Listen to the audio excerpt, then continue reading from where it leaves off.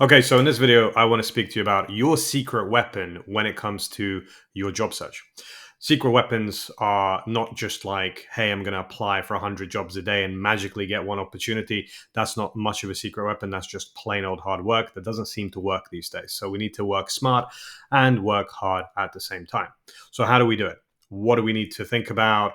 Is it the job market? Is it us? Is it a silver bullet or a golden gun type of scenario where we have to find a secret formula? There is a secret weapon, and it's more about how you think about the job market. So your secret weapon right now is to understand what's happening in the job market, why the challenges are persisting, and how you can overcome them. So, what I have taught the people that I train to get opportunities is to look at the job market into three layers. I personally call it the tier system. You have tier three, tier two, and tier one. Once you understand this concept, your job search becomes pretty easy because you can understand what challenges are happening to you and how you can overcome them by having a solution in terms of a perspective. So, let me explain to you what the tier system is all about. So, you have tier three, which is application. Application is where you apply for a job, you wait, and you hear probably nothing or very little back. So that's tier three, traditional application. This is what you're currently doing. And if it's not working, that's the reason you're watching this video. Tier two is recommendation. This is when somebody in the company that you would like to work for knows about you and recommends you or refers you into a position. This is usually for an internal position or a traditional position. But I want you to imagine if you had someone in the company that knew you and liked you and referred you. You might have some friends in some companies right now. They might be referring you already. That's tier two. Tier one is where you're invited to apply. So rather than applying or being referred, tier one is invitation. So imagine someone reaching out to you on your LinkedIn profile and saying, hey, you're a great fit. Would you like to apply? And usually, if you say yes and a conversation happens, there's a really high chance of getting an opportunity. So that's the basic intro to what that secret weapon is, the tier system.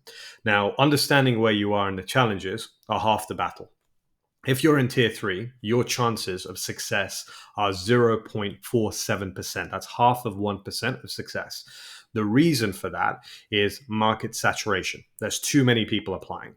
And you're probably thinking, I've been applying for a while and I'm not hearing back. It feels like I'm playing the lottery. And that's because there's a lot of people. Market saturation is the biggest challenge. So that's tier three. You want to start moving into tier two, recommendation. So if you start engaging with people who work in companies that you want to work in, your chances of getting a tier two recommendation actually go up. But it's not as simple as just connecting and waiting. You need to get a little bit creative with who you're going to connect to, what positions they hold. Do they have decision making ability? Are they in a position of authority? Can they recommend you? Are you likable enough, or are you saying the right things to be likable enough for them to actually want to refer you? If you get that right, tier two is a 44% chance of success. So 44% in comparison to 0.47% is a massive difference. So that's something that I would recommend that you focus on. So how do you do tier two? You have to get very active on your LinkedIn. It's all about personal branding. If you've got a good LinkedIn profile and you use it, you have an opportunity to crack into tier two. If you have a basic LinkedIn profile and you don't use it and you just apply, you are in tier three. So you're not really going anywhere. I've spoken to people that have been applying for jobs via the tier three method for a very long time. They've made thousands of applications and they've had one interview. And then they start to think, well, hang on, this conversion rate is really bad. So people apply for 10 jobs a day. That's 300 jobs a month. They do that for 6 months. Then they start to think, well, hang on, I've made 3,500 applications and I've just had two interviews. This doesn't make sense. The numbers don't, the math isn't mathing, right?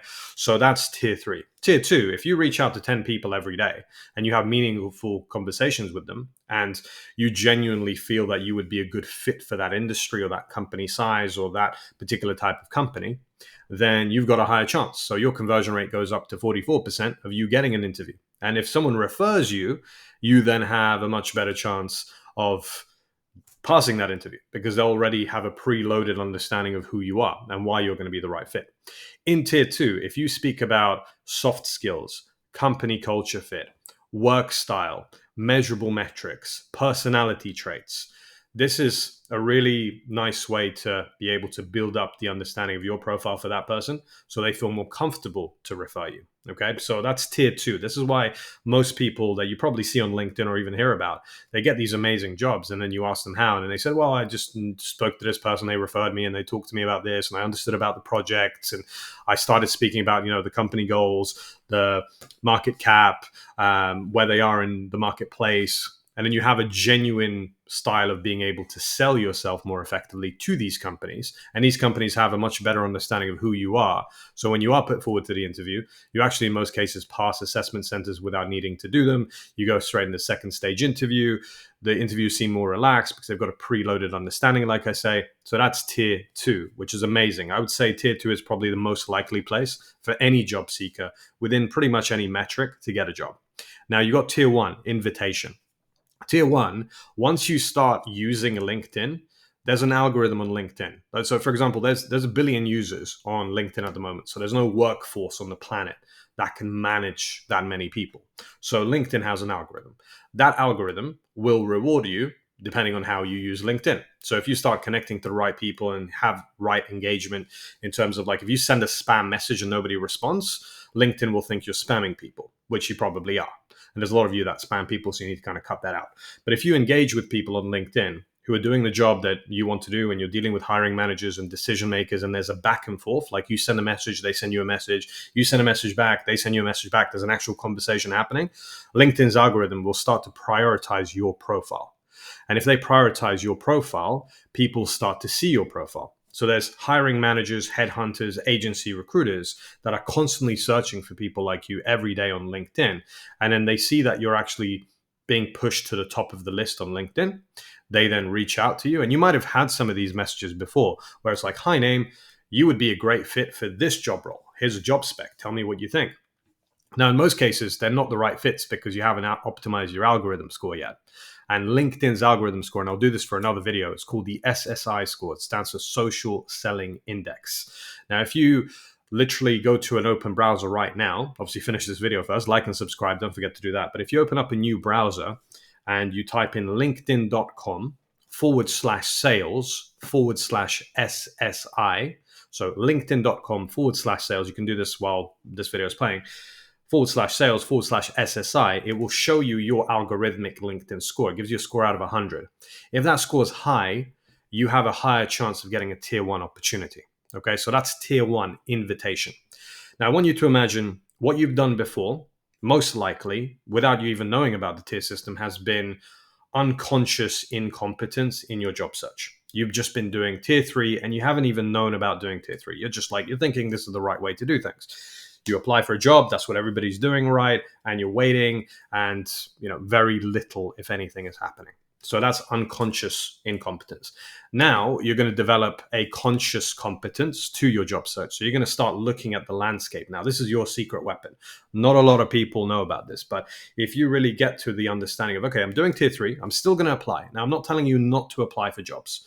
Just apply to them in a strategic way where it doesn't take too much of your time. But put a lot of emphasis on tier two, recommendations.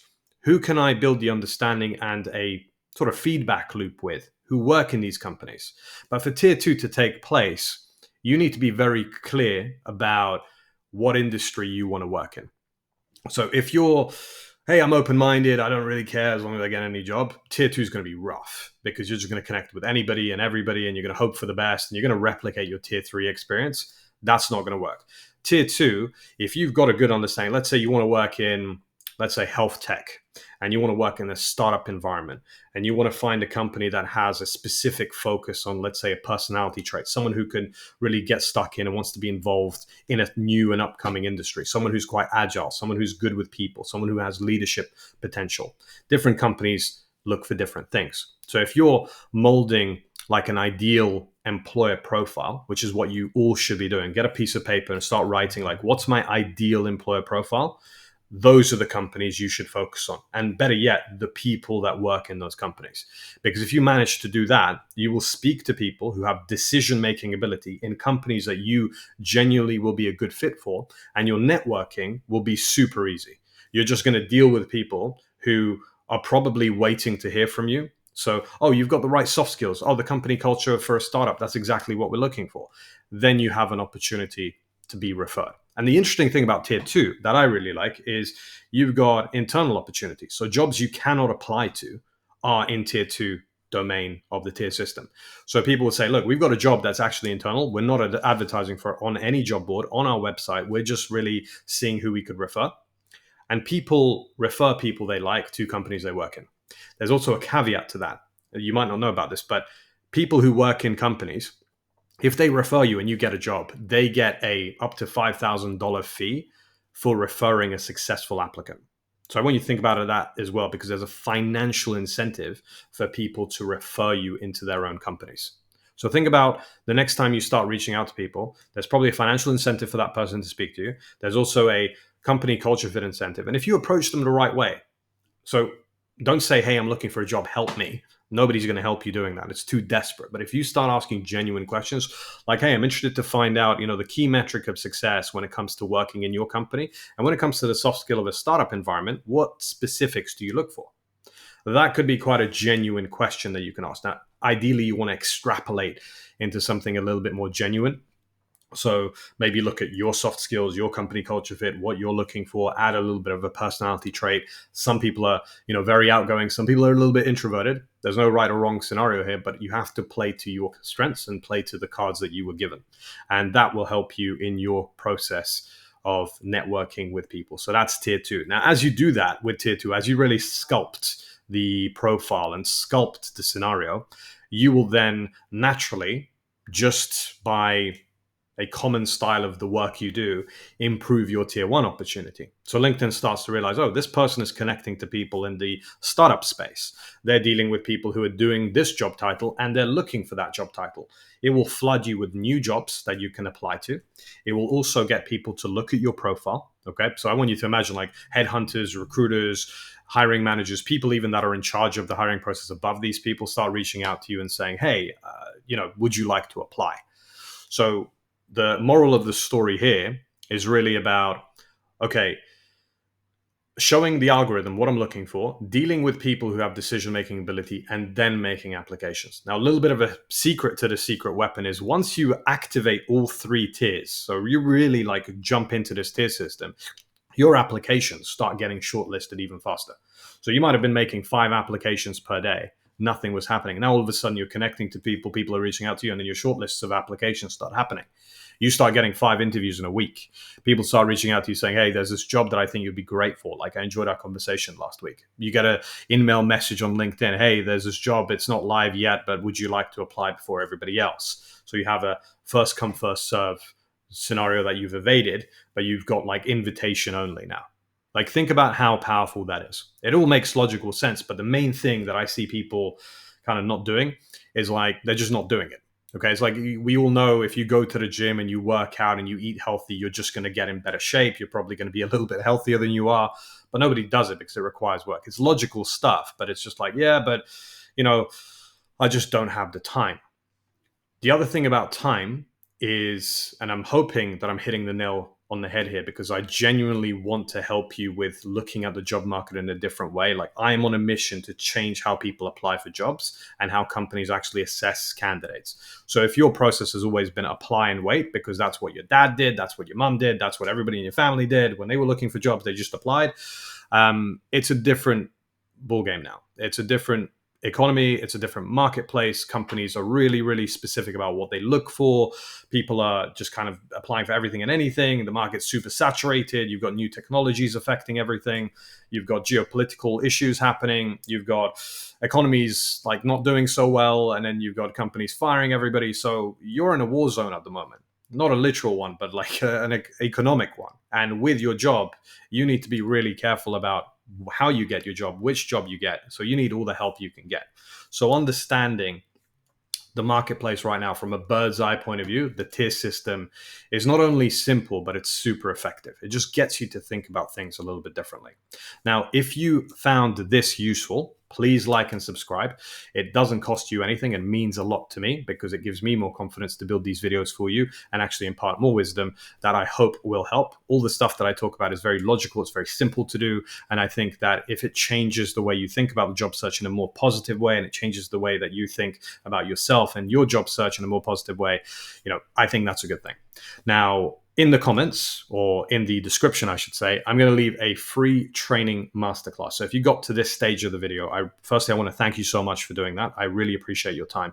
There will be a link to a job search masterclass. It's completely free, and I will showcase exactly how I've helped people utilize this tier system in their job search. So people have gone from spending 2-3 hours a day not getting any interviews to spending 20 minutes a day and getting 3 offers in the space of 4 or 5 weeks.